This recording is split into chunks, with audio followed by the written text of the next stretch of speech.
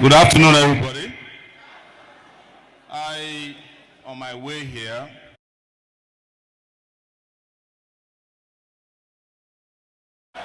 so I want to thank the leadership of ICANN for demonstrating better judgment than the Nigerian Bar Association, who did not invite the rest of us. But having said that, I also want to congratulate those of you who made a bet today that one candidate will not show up. Congratulations, you won.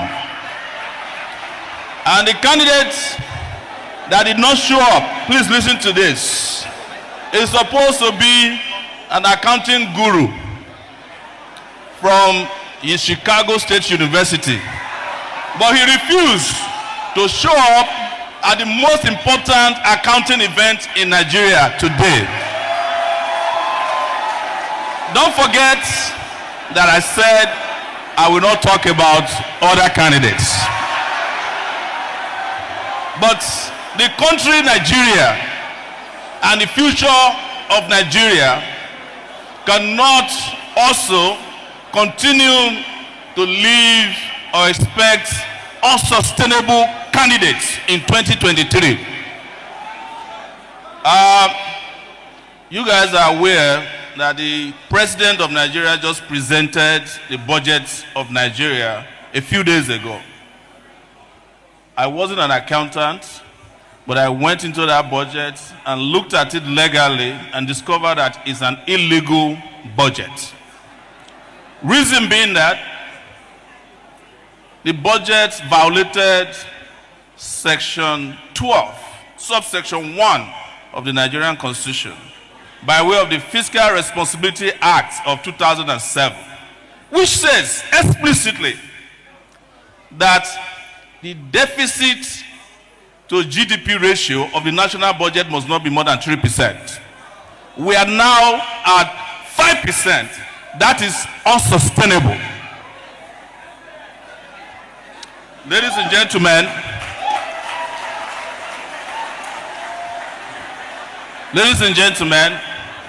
I would have loved to stand in front of you and talk about sustainability.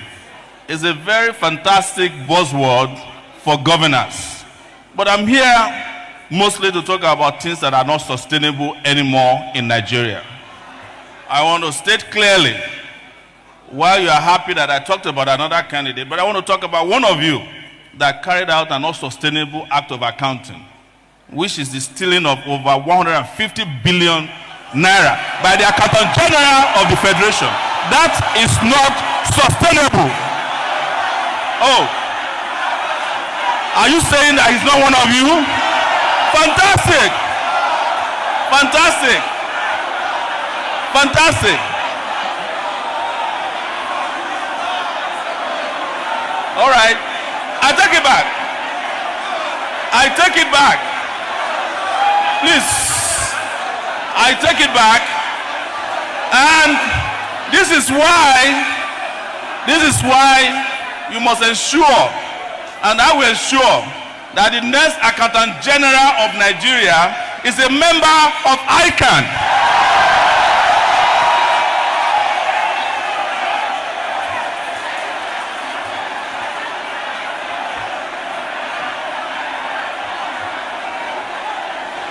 Great accountants, please, let's listen to ourselves. When Maokwe Ogun was asking how many of you live in Abuja, I saw only a few hands. And I was saying to myself, they have driven away the real accountants from Abuja, where they are most needed, so that they can do what they like to do best: cook the books. And this reminded me of a story told by a friend of mine about accountants. They said they went to hell, and a section of hell had all these well-dressed people, and they asked them, who are they? They said, there are three categories of them. Some are doctors, some are lawyers, and accountants. And then an angel was brought to hell to pick out the accountants.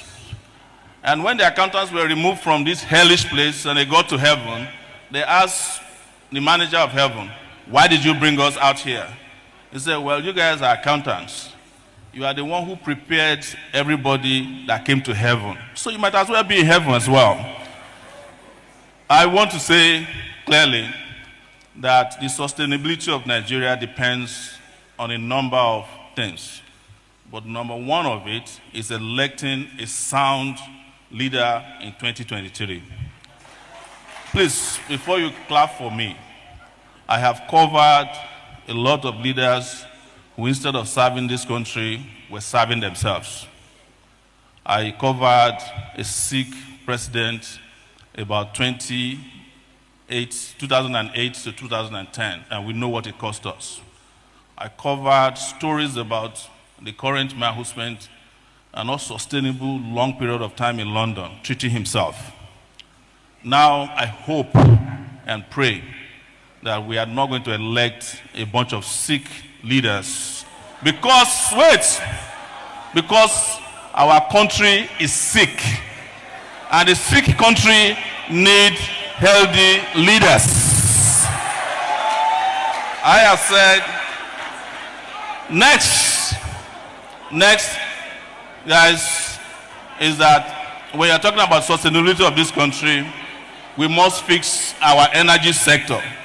There is no country in the world that is going to experience an industrial revolution without energy, without power. And I have said, and I will repeat here, that Nigeria have no business with any individual or political party that was responsible for darkness in Nigeria. I have said, and I'll repeat here, that there's no country that can experience sustainability at the rate of corruption in Nigeria. People play down corruption because of the way the fight against corruption is dramatized in our country. But let me say clearly to you, corruption has destroyed our capability to exist as a people, and we must not take it for granted. And I will tell you that I'm going to need a lot of accountants.